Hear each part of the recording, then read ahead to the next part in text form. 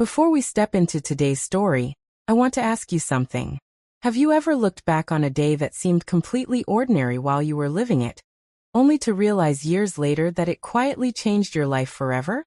Not because of some dramatic event, not because anyone else would have remembered it, but because something inside you shifted in a way you didn't understand until much later.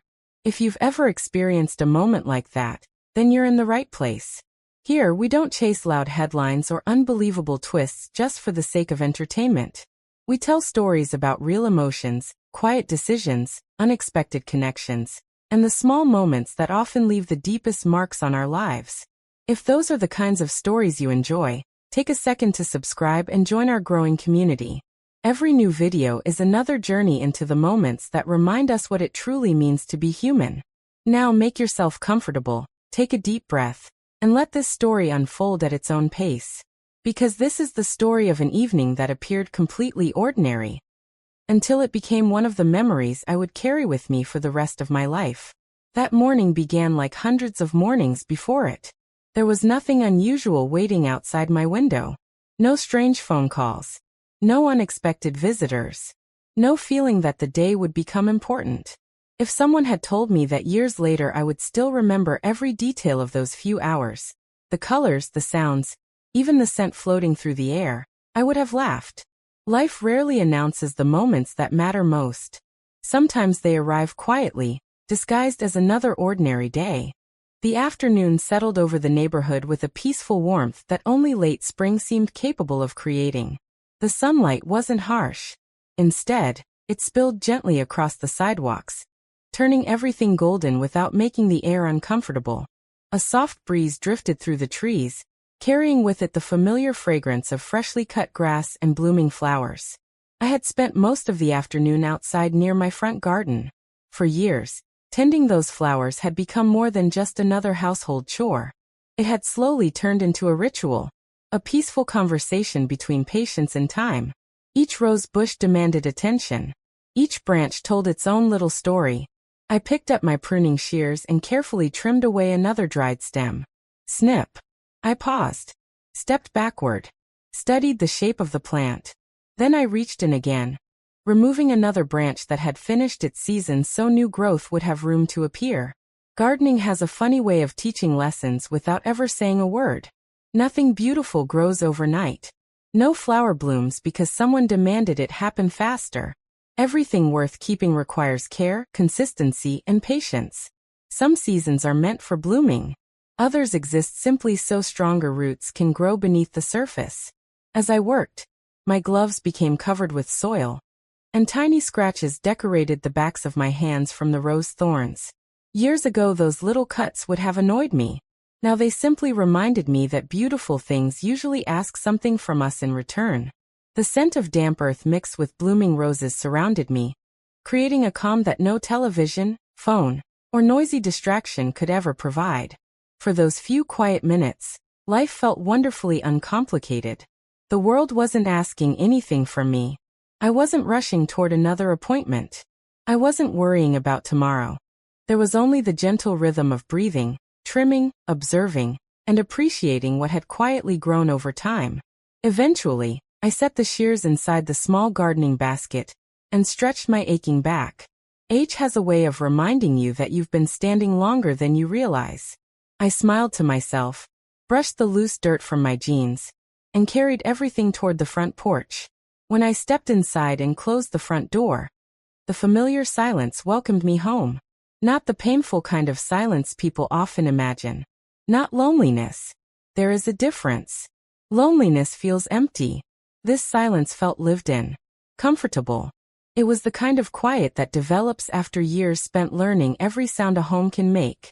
The soft creak beneath the hallway floorboards, the gentle hum of the refrigerator, the steady ticking of the old kitchen clock that had hung on the wall for longer than I could remember. Even the afternoon sunlight seemed familiar. It filtered gently through the lace curtains, casting delicate patterns across the hardwood floor, while tiny particles of dust floated lazily through the beams of light like little pieces of forgotten time. I stood there for a moment, simply taking it all in. Homes change over the years. Furniture gets replaced. Walls are painted. Photographs come and go. But somehow every house develops a personality of its own. Mine had become more than bricks and wood. Every room carried memories. The dining table still held faint scratches from family dinners decades earlier. The bookshelf displayed novels whose pages had yellowed with age. The kitchen window overlooked the same little garden that had slowly grown alongside me through the years. Every corner quietly whispered reminders of seasons that had already passed. Some joyful, some painful, all unforgettable. I washed my hands at the kitchen sink, watching streams of dark soil disappear down the drain before drying them with an old toe.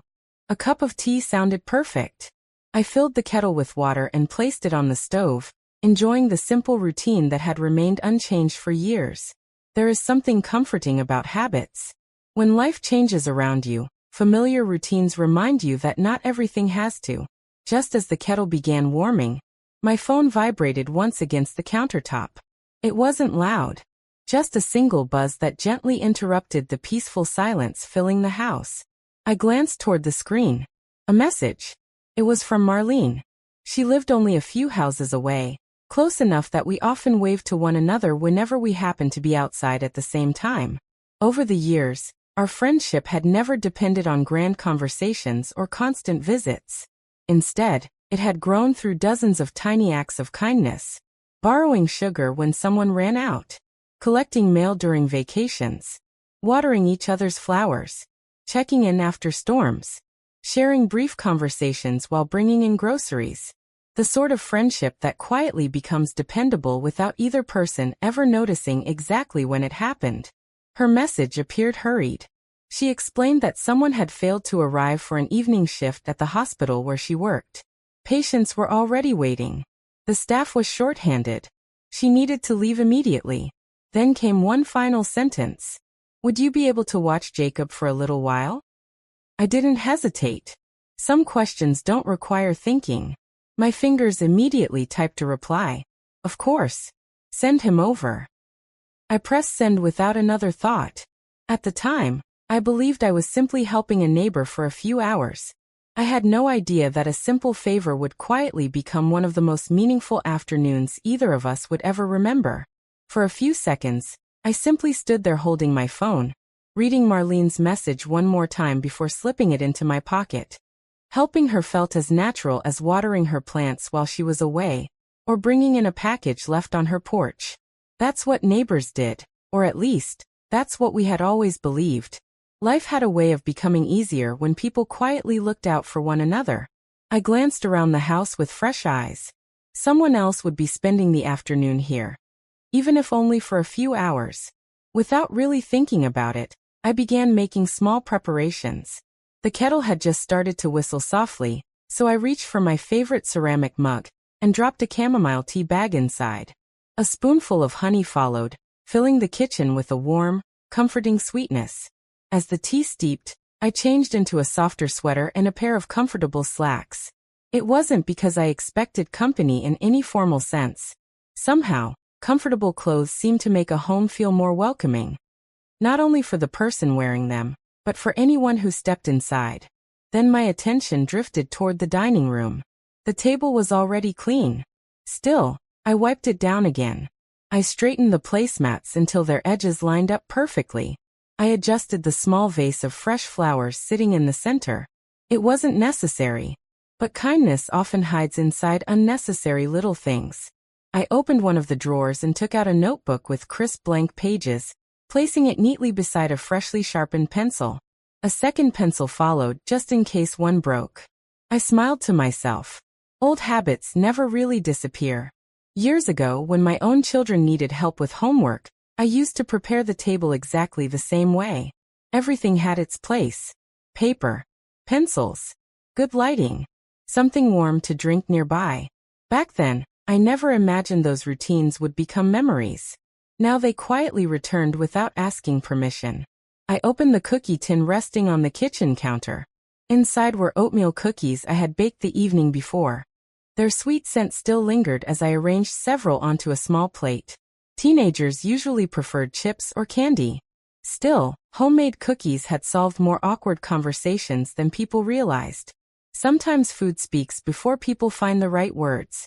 As I carried everything to the dining table, I caught myself wondering how much Jacob had changed over the past year. 14. Such an unusual age. Too old to be treated like a child. Too young to feel completely understood. An age where confidence and uncertainty somehow exist side by side. I remembered seeing him around the neighborhood over the years. He always seemed polite, always greeted people, always carried himself quietly, almost carefully, as though he constantly worried about taking up too much space. Some teenagers seemed determined to be noticed. Jacob often looked like he hoped not to inconvenience anyone. Something about that had always touched my heart. Maybe it reminded me of someone. Maybe it reminded me of my own son years earlier. Or maybe it reminded me of myself. The clock on the kitchen wall ticked steadily. Only a few minutes passed before a gentle knock sounded at the front door. Not loud. Not impatient. 3 careful taps. Almost hesitant. I walked through the hallway and opened it with a smile. Jacob stood on the porch wearing a faded blue hoodie and carrying a backpack over one shoulder. A few loose strands of hair had fallen across his forehead, and his breathing suggested he had walked faster than necessary. The moment our eyes met, he offered a small, slightly nervous smile. Hello.